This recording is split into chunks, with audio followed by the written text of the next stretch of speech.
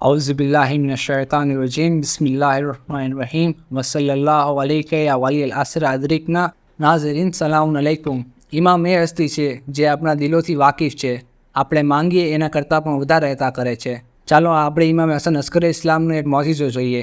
અબુ હાશિમે જાફરી એક દિવસ ઇમામ અલૈહિસ્સલામની મુલાકાત લેવા હાજર થઈએ છે, ત્યારે મનમાં એક વિચાર લાવે છે કે હું ઇમામ પાસે ચાંદી માંગીશ, જેથી હું એકાદ અકીક કે ફિરોઝોનો નંગ ગોતી અને હું એની વીંટી બનાવીશ।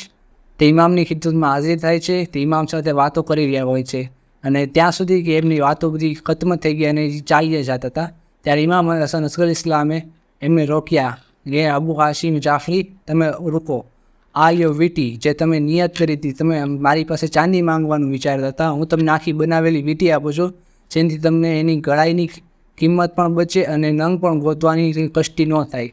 આ છે ઇમામ અલૈહિસ્સલામ, જે આપણા દિલોના હાલથી વાકિફ છે અને આપણે માંગીએ છીએ એ કરતાં પણ વધારે અતા કરે છે। ચાલો આપણે અલ્લાહ પાસે દુઆ કરીએ કે આવા ઇમામ અલૈહિસ્સલામની ઇમામત ઉપર આપણને બાકી રાખે અને ઇમામે ઝમાનાનો ઝહુર જલ્દથી જલ્દ કરે અને એમના નાસિરો અને અંસારોમાં અમારો શુમાર કરે।